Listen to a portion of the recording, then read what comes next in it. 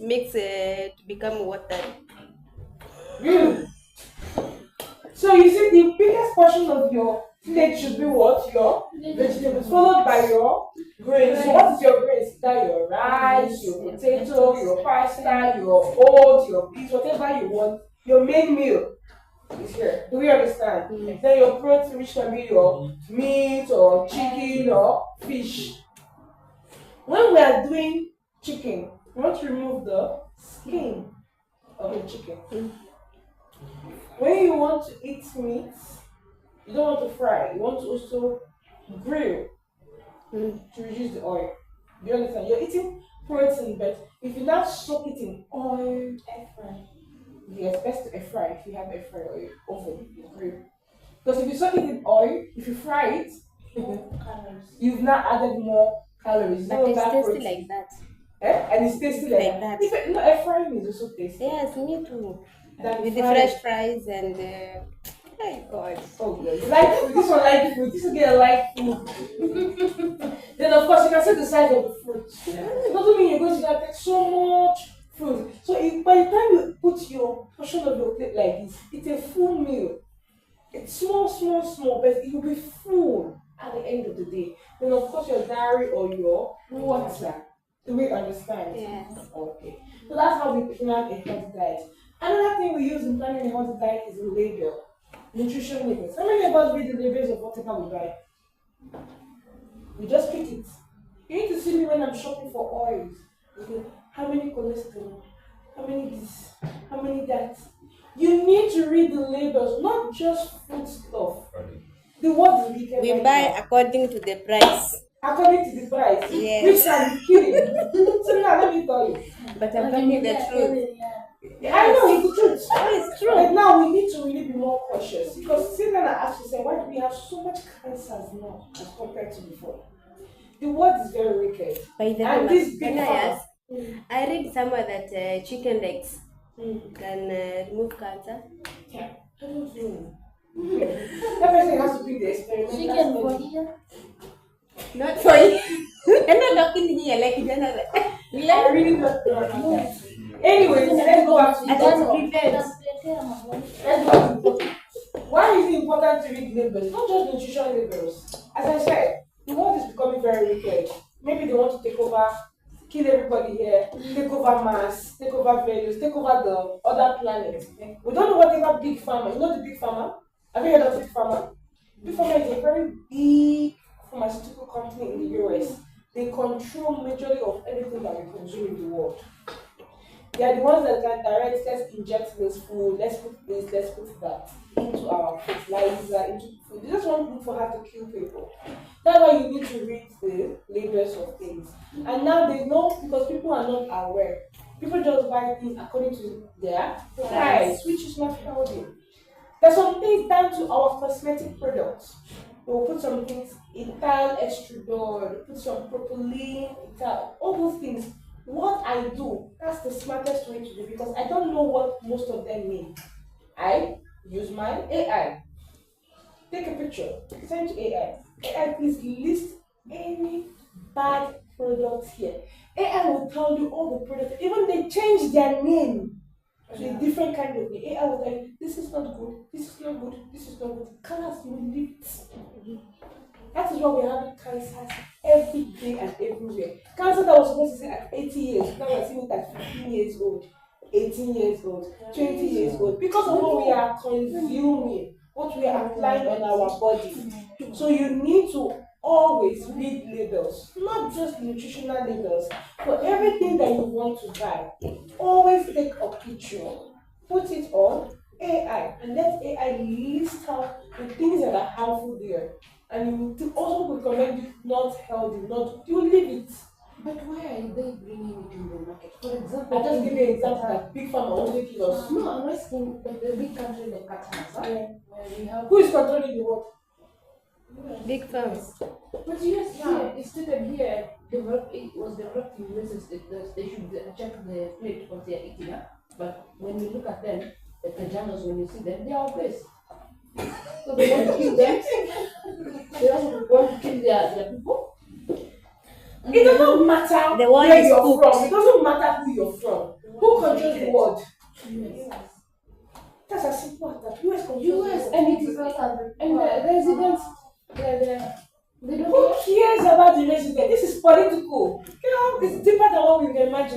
talk. It's deeper. Yeah. It is really deep. That is why the only country they cannot get through is South Korea and China. So we go to China. Yeah. Go to China if you can. Because we cannot enter That's South why you Korea. can see. If you enter South Korea, they You kill can you. see That's why they looks like ako 40. Yeah. Mwenye ako 80. Because Korean and Chinese don't accept products They don't outside there. Chinese They produce farm. everything They they farm. eat, Mm. everything they wear, Yes. and they separate it. The ones that go to US is separate. The one that goes to Asia is separate. The one that comes to Africa is separate. They build it according to different countries. But if you go to where they buy the same thing that they use in their own country, it's a totally different thing. They protect them, so they stay up to 100 years, not 20 years. They farm. So They that is the only country that US cannot meet. Mm. China and South Korea. So they don't talk to anybody. If you enter there, they kill you. They don't talk to anybody. So do we understand? So that's why it's important that you read nutritional labels and everything you want to buy. Don't just buy things because of price. Cheap things can kill you. The money you will spend on medicine, it's not worth it. It's not worth it. Do you understand? It's better you leave that product, get money, and then buy. So reading labels are very important because it helps you to make choices. So how does our label look like? Like this, right? And it gives you, like a food label can tell you the total calories. So now like this food now, let's say this food now, it tells you that one serving size is 80 grams and the amount of each serving contains 250 calories. That's the total. But you will now see 250 calories. Oh, 250 calories. That's fine. In a day, as a woman, you should have about 1,500 to 2,000 calories. A man should have about 2,500 kilocalories. And you see 250. Will you go ahead and eat? No. Yes, because it's small. Out of 1,500 in a day, you're supposed to eat. And what you want to eat is 250. It's Will you very go ahead? small. It's very small, right? I will eat like You will 5 of eat it them. exactly. But that's not the issue. The issue comes in with when you breaking down. Total carbohydrates, 48 grams. Okay, you don't know what 48 grams is. Sugar, 3 grams. Is that small or big? That is huge. Do you understand what I'm trying to say? Total fat 2.5 grams, no problem. But they did not break it down to tell us what kind of fat. But saturated fat 0, good. Trans fat 0, good. Cholesterol 0, good. The only where they got the fat from, they did not break it. They didn't tell us. See the problem? Yeah. And are they truthful? No. Most producers are not truthful. But we have our proteins, our other vitamins. So it's always good that you read, and most of the right ingredients are still not complete. So even if we cannot trust the food product, there's nothing we can do about it. But the little we can do is to research before we buy any product. Are we clear? Mm-hmm. So now, you should not, I told you that men need more energy than women. Children, infants, teenagers, and even pregnant women need more calories and need some certain amount of food. People that are sick, what kind of food do you want to give them? Protein food. Why? Yeah, for the healing of the tissue. Then for older people, they usually don't take so much calories because first of all, they are tired, they are weak, their digestive system is very slow. An old person can eat and go to toilet once a week. They are constipated. Their system goes very slow. So you don't want to load them with so much food. You just want to give them a quality diet. Are we clear? So now once you plan a healthy food for your patients, there are factors that can affect what you eat and how you eat. So now if I ask you, what can make you to eat now? First, what makes you to eat? Taste of food. Very good. So meaning, if you're sick and you don't have taste, would you want to eat? No. What else can make you to eat? What else makes you to eat? Hunger, right? Yeah. If you're hungry, you're going to eat. But if you're hungry and you're lazy, you eat. Somebody like me that's very lazy. Every day I wish, oh my God, I need somebody to, I need a chef, I need a nanny, I need a help, I need everything in this life. I'm here. No, you are Because I'm not. very lazy to go and cook. So the way we eat differs from people and how we prepare food also differs. So as a nurse assistant, you play an important role in encouraging those under your care to help them maintain or regain their health by eating. Okay? So what are the factors that you said? Personal taste of the food. If I give you biryani now, okay, the face of biryani is looking so Nice. appetizing, so nice, but when you taste it, what is this? Would you want to continue eating? No. No, right? So personal taste matters. So you want to ensure that the food that you're giving your clients, especially if you're going to be working with home clients, tastes very good. Allergies. You want to consider your patient's allergies. If your patient is allergic to egg, would you give them? No. Allergic to fish? No. Allergic to what is people allergic to? Nuts? Nice. Milk? What is people allergic to? I'm not being allergic, you just eat tolerance. Okay. So now culture and religion also matters. Imagine you serving your patient that is losing pork. Will you eat? If I give you pork, will you eat? You will cook where? Please. Why will you eat pork? No, not about you. The patient. Your patient. So you want to consider culture and religion when you are serving your patient. Not because of I eat what this, then I give it to my patient. No. It's not allowed. Do you understand? Why are you asking? Do you eat? They enjoy it a lot. Yeah, it's good. It's sweet. Very sweet. But it's not good. Now let's look at budget. If you have money, will you eat? Yes. But if you're broke, Fast. you fast, right? Compulsory fasting. So you see, the choice of food also depends on your budget. So now if I have money, I'm going to shop for salad, some vegetables, some brown rice instead of white rice. I'm going to eat healthy. But if I don't have food, I might just eat only biscuits and drink chai. Alas, we sleep. We're coming to sleep. Do we understand? Then willingness or ability to cook. Like those of us that are very lazy, we are hungry. We're looking at the stove, we're looking at the food, we're looking at the timing. So all these factors affect your patient's eating. And of course, appetite. If you're sick, if the patient is sick, they will not have appetite to eat. So all of this, you want to find out what is the reason why your patient is not eating so that you can help them. Are we clear? Yeah.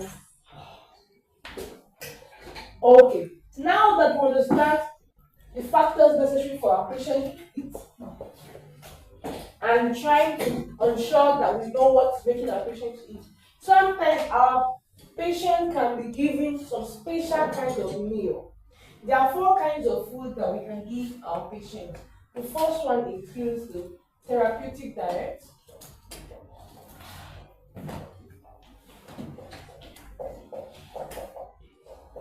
Another one is meal supplements. Another one is taking liquid.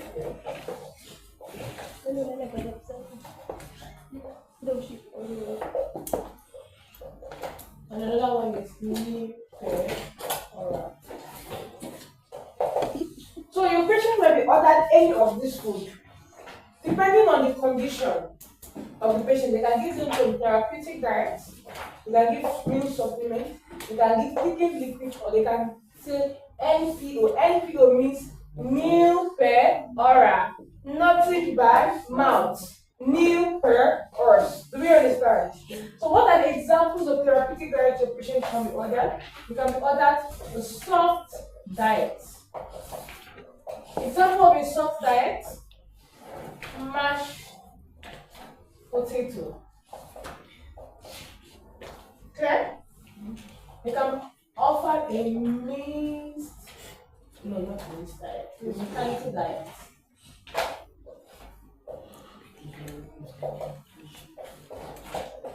Mechanical diet example is minced meat or chicken, anything minced. Okay? Then we have puree diet. Puree diet. like our yogurt. You spell yogurt again. No. I know this is not yogurt. It's not yogurt. Yogurt, anything thick, purine diet. So now, if you have a patient, okay, let me ask you a general question. I want to see if you can think outside the box. Which patient do you want to give? Do you think will be giving a soft diet, a mechanical diet, or a purine diet? Who do you think should eat this? Older patient. Who? Older patient. Older patient. Why older patient? The patient who has They don't have teeth. Baby. Eh? Baby. The patient that has what? Stroke. Why? They cannot chew. People that have difficulty with chewing. With mashed potato, do you have to chew? No. How do you eat mashed potato? You swallow it. Minced meat is already what? Minced already, nothing to chew. And then purine diet like yogurt or pap, right? Person just swallow. So you want to give it to patients that have difficulty in chewing. Example, our stroke patient. Very clear. Yeah. Good? Yeah. Okay. The next type of diet we have is the liquid diet. So example of liquid diet is our tea, our juice, our soups. So in liquid diet, there's not much nutrition in it. So that's why we give it to only patients that are just recovering from surgery. Normally, when a patient does surgery, they can't eat immediately. We tell them to start gradual oral sips. Take sip of water to see if everything will be fine in the stomach. Then if they can tolerate it, we now move to maybe tea, like chai. Then we can graduate to juice or soups. If the patient continues with that for 5 days, will they survive? No. No faint. So that's why we cannot do it for more than 2 days. Do we understand? So liquid diet is only given for a short period of time to patients recovering from surgeries. Are we clear? Okay. Another type of diet we have is a sodium restricted diet. So from the name sodium, where do we get sodium from? Salt. Exactly. So sodium restricted diet. When we say sodium restricted, No salt. no salt. So now, no salt. What food contains salt? Without you cooking. fish. Fish. Some fish has very huge salt. Yeah. And Spinach has salt. No. Really? I thought we would have to add extra salt for it. I don't really notice. Kata spinach. I don't know. Does it really have salt? Okay, maybe. Pringles. Who are those eating Pringles? yes, salt. High salt. Prickles. Is it prickles we call it? Those things we put in can be cucumbers, it can be any vegetables that we put in a jar and close it. What do you call that? Oh, Pickles, right? Because it's high in salt. Sausages. Vinegar. Yes, exactly. Even the sausages, right? yes. They have what? Salt. So we don't want to give our patients any food that contains any of these food. Then also when they are preparing their meal, it's documented sodium restricted diet, meaning no added salt in cooking. Use other spice. Ginger, garlic, coriander, parsley, chili. Use everything, but do not use any form of seasoning that contains what? Salt. Do we understand? And such patients that are sodium restricted diet are our patients with hypertension. Our patients with what? Kidney disease. Do we understand? Who are those that you give sodium restricted diet? And kidney disease. Very good. Then we have carbohydrate controlled diet. So you can see the word control. Is it restricted? Yes. No. Control. Control, is it the same thing as restricted? No. Exactly. So it means that the patient can take the carbohydrate, but in what? Smaller portions. That's why it is what? Controlled. So we give this to our patients with what? Diabetes. Is it clear? Our patients with diabetes want to control the amount of carbohydrates. Also, our patients that are obese, they want to lose weight. They also want to do what? Give them what? Carbohydrate controlled diet. Another diet we have is the calorie deficit diet. So some of us that are trying to lose weight from this baby fat, we will be on calorie deficit diet. What does it mean, calorie deficit diet? I told you the normal calories every one of us should be about 1,500 for a woman, and for male up to 2,500 or even 2,000 kilocalories.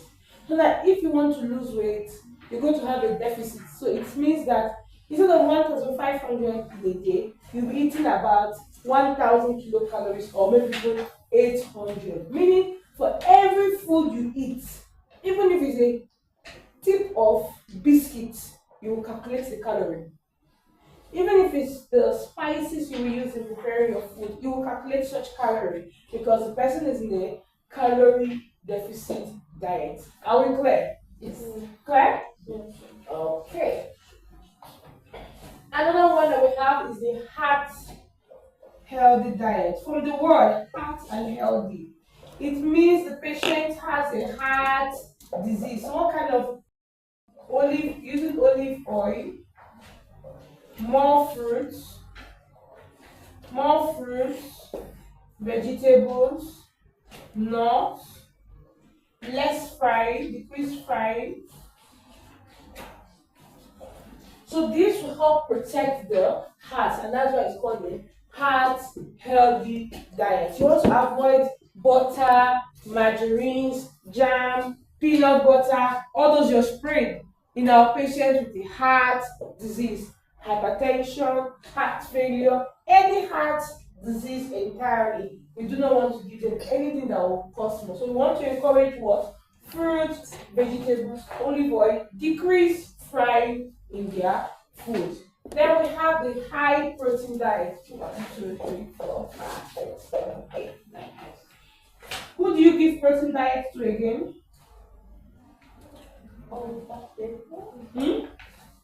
High protein diet. Who do you give protein diet to?